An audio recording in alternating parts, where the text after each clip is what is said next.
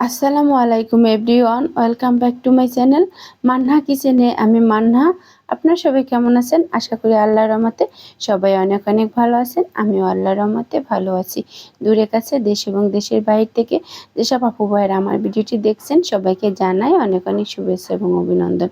আজকে আমি আপনাদেরকে দেখাবো, আজ শুক্রবার আমি একটি মজাদার খাবার বাসায় রান্না করেছিলাম। সেটা হলো খুব সহজে এবং খুব কম সময়ে খুব মজাদার এই ডিমের কোরমা রেসিপি। এই ডিমের কোরমা রেসিপিটি সম্পূর্ণ দেখা অনুরোধ রইল। এই রেসিপিটি আপনারা যদি সম্পূর্ণ দেখেন তাহলে খুব কম সময়ে মজাদার রেসিপি আপনারাও বাসায় বানাতে পারবেন। আমি আগে থেকে ডিমগুলো সেদ্ধ করে রেখেছিলাম। এবারে আমি একটি চুলাতে একটি ফ্রাই প্যান দিলাম আর তেল দিলাম।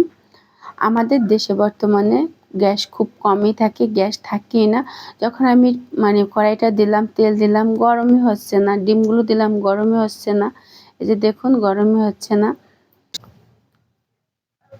এরকমভাবে যদি আমি রান্না করি তাহলে আজকে সারাদিনও আমার রান্না শেষ হবে না। তারপরে বাসায় একটি কারেন্টের চুলা, সেটাকে অন করলাম। এই যে দেখুন, প্রথমে আমি অনের টিপ দিব, চালু করব, তারপরে অন করব, তারপরে আমি পাওয়ার কমিয়ে বা বাড়িয়ে এটাকে রান্না করব। আপনাদের একটু দেখালাম। তারপরে এখন ফ্রাই প্যান দিয়ে তারপরে আমি ডিমগুলো আবার দিয়ে দিলাম। এবার ডিমগুলো সুন্দর মতো নিয়ে ভেজে ফেললাম। আর আমাদের দেশে যে অবস্থা গ্যাসের, এতে আমরা আসলে শুক্রবার দিন রান্না করে খেতেই পারি না, এমন অবস্থা। যাই হোক, আমার ডিমগুলো ভাজা হয়ে গেল। এবার আমি আরেকটি কড়াই নিলাম, আর এখন কিন্তু আমি কারেন্টের চুলায় রান্না করতেছি। এবারে আমি তেল দিয়ে দিলাম। তেলটা গরম হয়ে আসলে আমি এখানে দিলাম পেঁয়াজ বেটে রেখেছিলাম, সেটা পাটায় বেটে রেখেছিলাম। তারপরে আরেকটু তেল দিয়ে দিলাম। আমার মনে হলো তেলটা একটু কম হয়েছে। তারপরে দিলাম রসুন, আদা বাটা। এখানে আমি আজকে রসুন ইউজ করব না। আমরা কখনই আমাদের বাসায়, আমি বা আমার বাসায় যাই রান্না করব না কেন, আমরা কিন্তু ডিমের ভিতরে ব্যবহার করি না, আপনার রসুনটা ব্যবহার করি না। তারপর একটু সামান্য লিকুইড দুধ দিয়ে আমি একটু এটাকে কষিয়ে নেব। আর এভাবে ডিমের কোরমাটা রান্না করলে আমাদের বাসার সবাই অনেক পছন্দ করে। আপনারা অবশ্যই ট্রাই করতে পারেন বাসায়। এবার আমি দিলাম বাদাম বাটা দিয়ে আমি আরও একটু কষিয়ে নিব।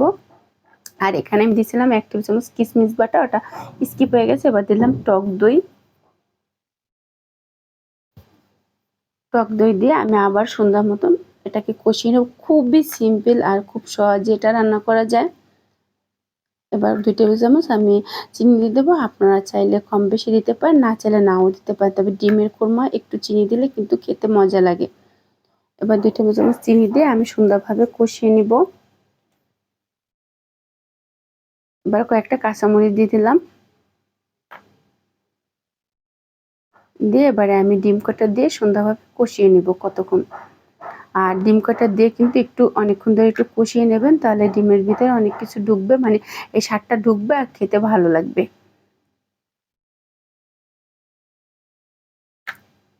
নেড়েচেড়ে আমি সুন্দরভাবে কষিয়ে নিব। তবে একটা দিক কি জানেন, কারেন্টের চুলায় রান্না করে কিন্তু মজা আছে, যেরকম খুব তাড়াতাড়ি এটা হয়ে যায়। কিন্তু আমার কাছে গ্যাসে রান্না করতে ভালো লাগে, কারণ কারেন্টে আমার ভয় লাগে। কিন্তু কি করব, আমাদের দেশে যে অবস্থা, গ্যাসই থাকে না। আমি প্রায় 5 মিনিটের মতন ডিমটাকে সুন্দরভাবে কষিয়ে নিলাম। আর এখানে আজকে আমি কোনো একটু পানি ব্যবহার করব না। এখানে আমি সম্পূর্ণ লিকুইড দুধ দিয়ে এটাকে রান্না করব। আমি একটু দুধ দিয়ে আবার সুন্দরভাবে নেড়েছে তারপরে আমি এখানে পরিমাণ মতো, যতটুকু আমার প্রয়োজন ততটুকু পরিমাণে আমি এখানে লিকুইড দুধ দিয়ে দেবো। এখানে চাইলে আপনারা নারকেলের দুধটাও ব্যবহার করতে পারেন। নারকেলের দুধটাতে আরও মজাদার হবে। আমার ভিডিওটি ভালো লেগে থাকলে অবশ্যই লাইক করবেন, কমেন্ট করবেন। আর আমার চ্যানেলে প্রথমবার কেউ ভিজিট করে থাকলে সাবস্ক্রাইব করে আমার সাথে থাকবেন। আর ফেসবুক থেকে দেখে থাকলে বা পেজ থেকে দেখে থাকলে ফলো করে রাখবেন। অল বাটনে ক্লিক করে রাখবেন, যাতে আমি ভিডিও আপলোড করার সাথে সাথে আপনারা দেখে নিতে পারেন আপনাদের সময় মতন। আর যারা অলরেডি দুটো কাজ করে আমার সাথে আছেন তাদেরকে মন থেকে জানাই অসংখ্য ধন্যবাদ এবং অনেক অনেক শুভেচ্ছা। এবার কয়েকটা কাঁচামরিচ দিয়ে দিলাম, দিয়ে আমার এই ডিমের কোরমাটা প্রায় রেডি। আপনার চাইলে এখানে অনেক শুকনো শুকনো করতে পারেন, আর বা একটু ঝোল ঝোলও রাখতে পারেন। আমরা একটু ঝোল ঝোল রাখবো, কারণ আমাদের বাসায় সবাই একটু ঝোল ঝোল পছন্দ করে। ডিমের কোরমাটা অনেক মজাদার হয়েছিল আর খুবই লোভনীয় হয়েছিল। আপনাদের ভালো লাগলে অবশ্যই লাইক করবেন, কমেন্ট করবেন। আজ এই পর্যন্তই। সবাই ভালো থাকবেন, সুস্থ থাকবেন। সবার শেষে আমি কিছুটা পেঁয়াজের বেরেস্তা দিয়ে সাজিয়ে নিয়েছিলাম। সবার জন্য অনেক অনেক দোয়া শুভকামনা রইল। আল্লাহ হাফেজ।